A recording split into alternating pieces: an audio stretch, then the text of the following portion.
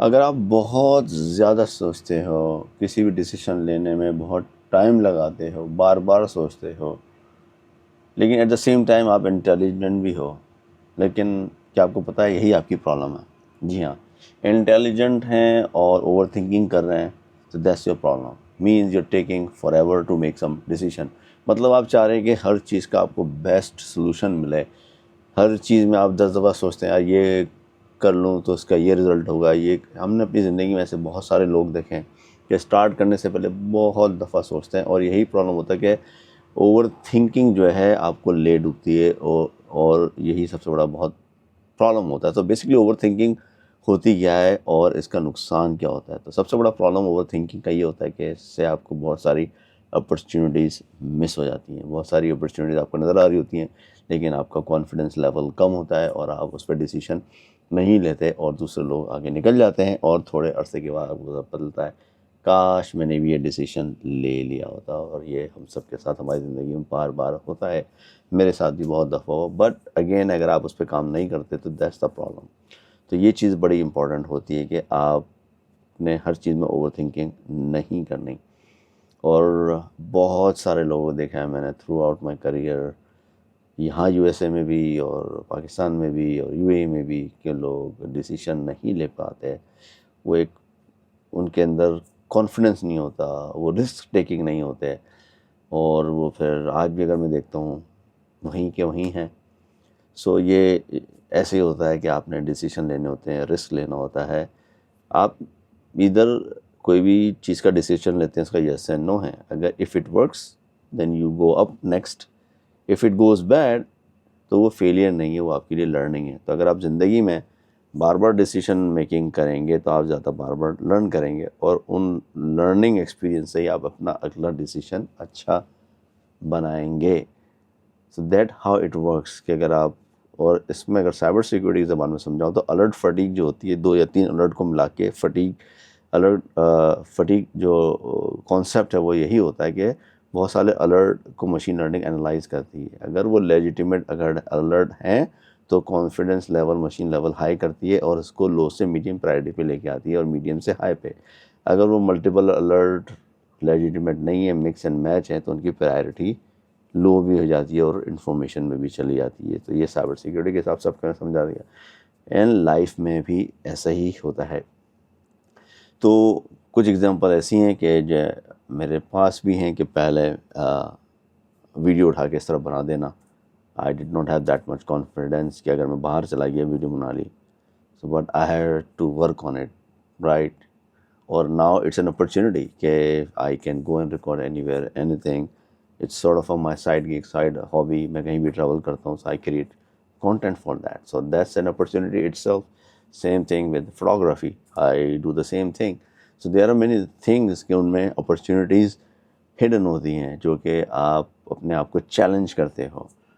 اور that same concept applies in your career کہ آپ نے اگر ٹیک فیلڈ میں ایک چیز سے سوئچ کر کے دوسری چیز پہ جانا ہے، سیکھنا ہے، تو you are challenging yourself.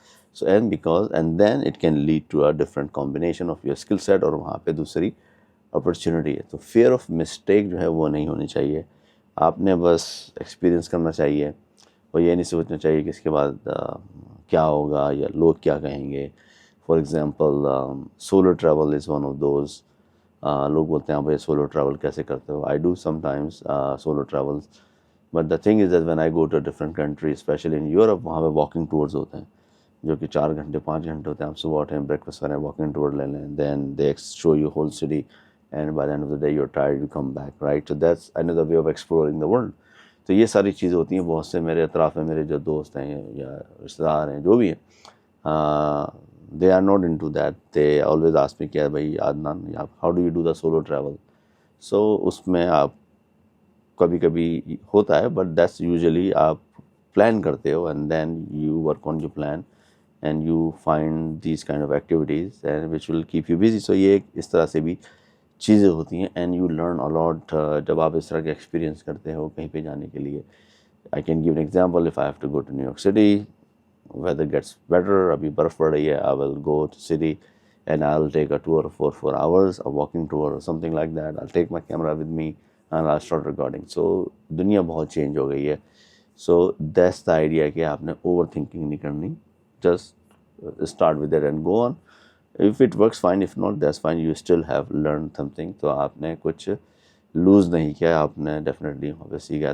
تو یوزلی اس طرح کی پریکٹسز سے کیا ہوتا ہے کہ you start developing these thing. تو اس سے کس طرح نکلا جائے اگر آپ کے اندر فیئر ہے اور اس طرح کی چیزیں, تو you can start small and then you make it your habit. And then don't think کہ ایک مسٹیک ہے, غلطی ہے, اس سے کچھ ہوگا, because that's another way of learning. So that's the idea کہ اگر آپ سیل فون یوز کر رہے ہیں, نئے فیچر آ رہے ہیں, so you don't realize when you're using a cell phone, a new feature, you're making mistake and then you learn after 2 days, oh یہ فیچر ایسے چلتا ہے, یہ ایسے چلتا ہے.